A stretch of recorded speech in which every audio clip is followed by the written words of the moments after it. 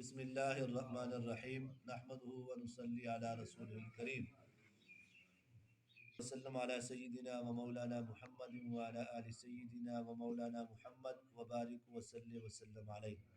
سبق ہمارا چل رہا ہے کہ بیت الخلاء میں آنے اور جانے کی سنت طریقہ کیا ہے، اس پہ ہمارا سبق جاری تھا۔ آج ہم پڑھیں گے بیت الخلاء میں جانے سے پہلے فرمایا کہ انگوٹھی ہو یا کسی چیز پر قرآن پاک کا کوئی حصہ لکھا ہو، آیت لکھی ہو، یا حضور صلی اللہ علیہ وسلم کا نام لکھا ہو، وہ دکھائی دیتا ہو تو اس کو اتار کر باہر رکھ دیں۔ جب واش روم میں جائیں گے تو ان چیزوں کو اتار کے باہر رکھنا ہے۔ نسائی شریف کی روایت میں اس کا ذکر فرمایا ہے کہ تعویذ جس کو موم جام کر لیا جاتا ہے اور کپڑے میں ہو یا کپڑا میں سی لیا گیا ہو تو اس کو پہن کر جانا تو جائز ہے، لیکن یہ بات یاد رکھیں ایسی چیز جس میں انگوٹھی یا اس میں قرآن پاک کی آیت لکھی ہے اور اس طرح اس میں آپ صلی اللہ علیہ وسلم کا نام مبارک ہے، تو ایسی چیزوں کو اتار کے باہر رکھ کے پھر واش روم میں جانا ہے۔ یہ 7ویں بات تھی۔ آج کی 8ویں بات یہ ہے، رفع حاجت کے وقت قبلہ کی طرف ہم نے اپنے چہرے کو نہیں کرنا۔ جب ہم قضاء حاجت کریں گے، پیشاب پخانہ کریں گے، تو پھر اس وقت قبلہ کی طرف ہمارا چہرہ نہیں ہونا چاہیے، نہ پیٹھ کرنی ہے نہ چہرہ کرنا ہے، قبلے کی طرف نہ منہ کرنا ہے نہ پٹھ کرنی ہے۔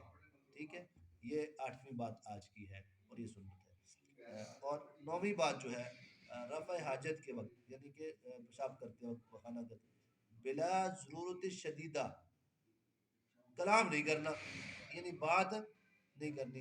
یعنی ایک بندہ پیشاب کر رہا ہے، پخانہ کر رہا ہے، واش روم میں ہے، تو پھر اس کے لیے یہ بات اشد ضرورت کے علاوہ جب تک اشد ضرورت نہ ہو اس وقت بات کرنے کی اجازت نہیں ہے۔ اب اشد ضرورت کیا ہے؟ اشد ضرورت یہ ہے کہ پانی نہیں ہے، پانی ختم ہو گیا تو وہ اس سے آواز دے کے پانی موٹر چلوا سکتا ہے، پانی کا کہہ سکتا ہے۔ اشد ضرورت کے علاوہ واش روم میں بات کرنا منع ہے، بات نہیں کر سکتے، کلام نہیں کر سکتے۔ اس طرح اللہ کا ذکر کرنا بھی منع ہے، جب بات نہیں کر سکتے تو ذکر بھی تو نہیں کر سکتے۔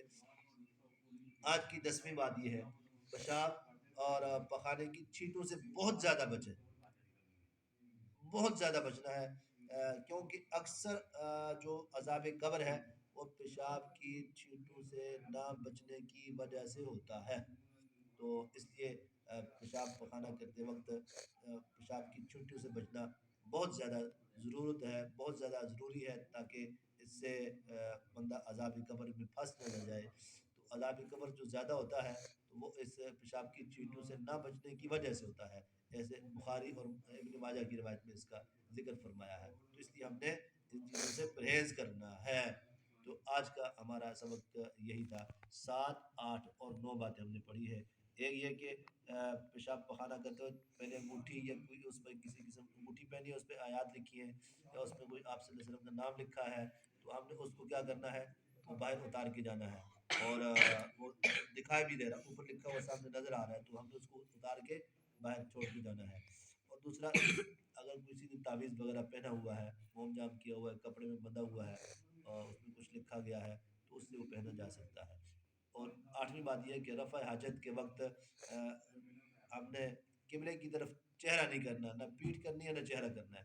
اور 9ویں سنت یہ ذکر فرمایا، رفع حاجت کرتے وقت بلا ضرورت ہم نے کلام نہیں کرنا، بات نہیں کرنی ہے۔ پیشاب پخانہ کی چھینٹوں سے بچنا ہے، 9ویں بات ہے کہ پیشاب پخانہ کی چھینٹوں سے بہت زیادہ احتیاط کرنا ہے، اس لیے کہ ان کی چھینٹوں کی وجہ سے بندہ احتیاط نہیں کرتا تو پھر عذاب قبر زیادہ ہوتا ہے۔ تو یہ یاد رکھیں، باہر ہم بیٹھ جاتے ہیں پگڈنڈی کے اوپر یعنی راستے کے اوپر یا سڑک کے قریب یا کسی ایسی جگہ پہ، تو وہاں یہ چیزیں پرہیز کرنا چاہیے۔ اگر وہاں ٹیشو پیپر ساتھ ہو تو بہت زیادہ اچھا ہے، یا ڈھیلے کے ساتھ اس سے پیشاب کو خشک کر لیا جائے۔ تو ان چیزوں سے ہم نے پرہیز کرنا ہے بہت زیادہ، کہ پیشاب کی چھینٹوں سے بچنے کی کوشش کرنی ہے۔ اللہ عمل کی توفیق۔